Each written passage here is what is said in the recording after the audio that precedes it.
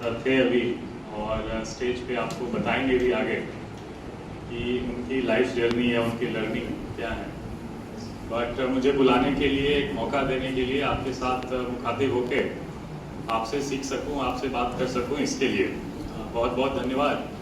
और आप ये बहुत अच्छा लगा कि बहुत एक अच्छी संख्या में, एक मोटी संख्या में आप लोग आए हैं। हमारी महिलाएं भी हैं, हमारी बहनें भी हैं आज।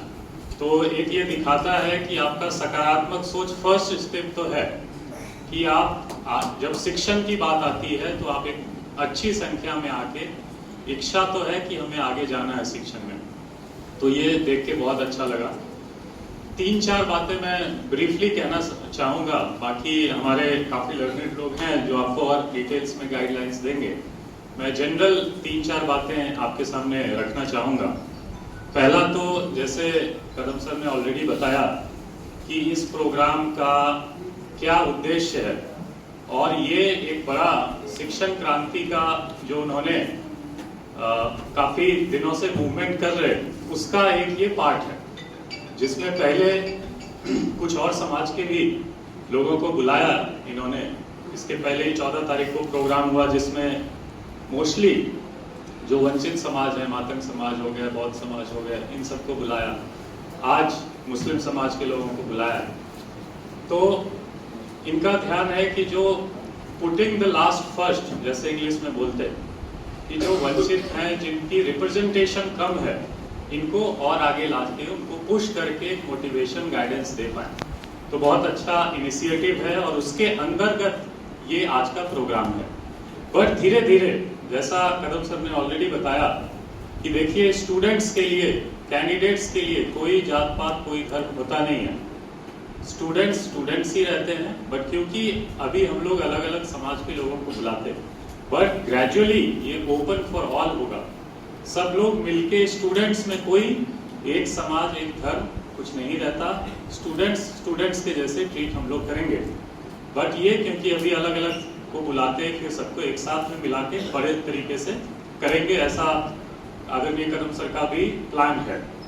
तो पहले तो ये मैं बोलना चाहता था कि जो आप लोग, हम लोग आए हैं यहाँ, ये एक लार्जर जो एम है कि शिक्षा को आधार बना के, जैसे नाम भी है, अभी आदरणीय काजदर साहब ने बोला कि बहुत अच्छा नाम रखा है, शिक्षण क्रांति।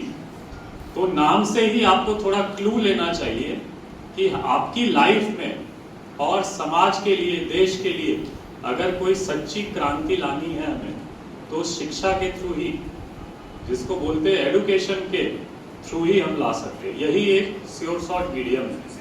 तो इसलिए शिक्षण क्रांति बोल के हम लोग समाज में, आपके खुद के लाइफ में, परिवार में और देश में कैसे हमें आगे बढ़ना है, इसके लिए शिक्षा टूल है, एडुकेशन टूल है, नॉलेज टूल है, और इसको लेके हम आगे बढ़ेंगे।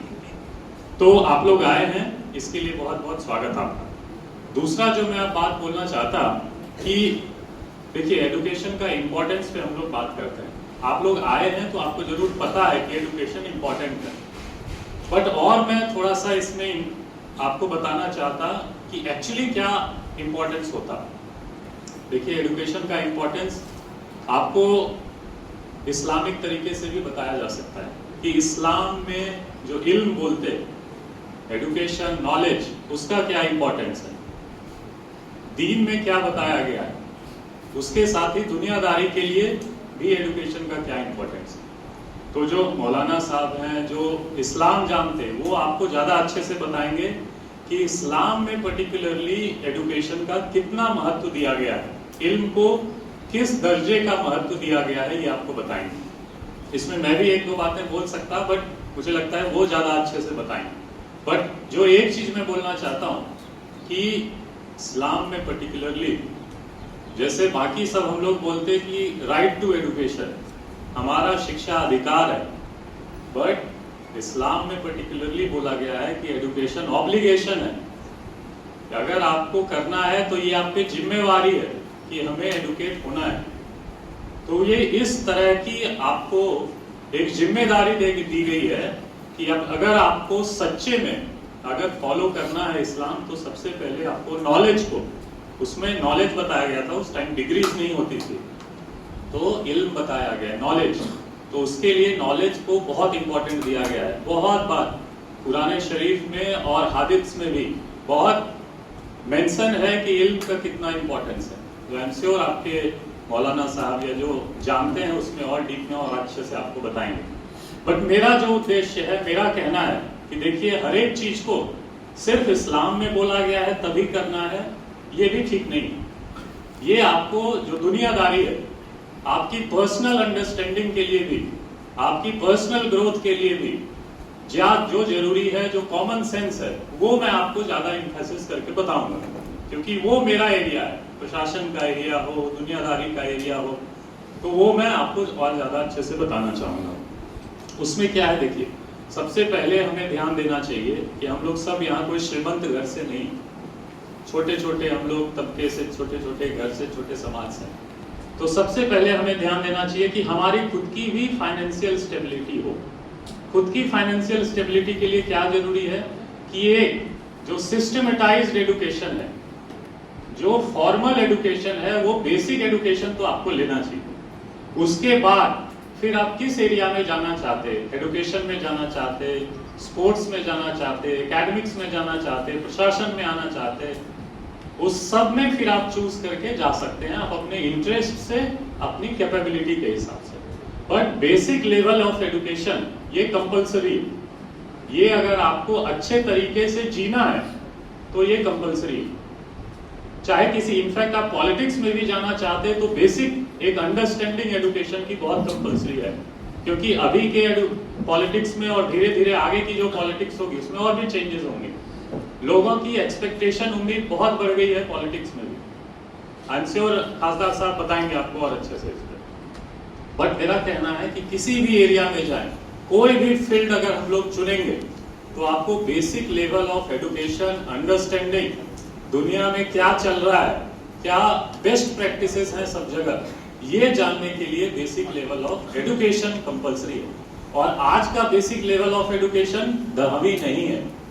आज का basic level of education 12 graduation, इतना तो करना ही चाहिए, इतना तो हमें सीखना ही चाहिए कि क्या चल रहा किस एरिया में।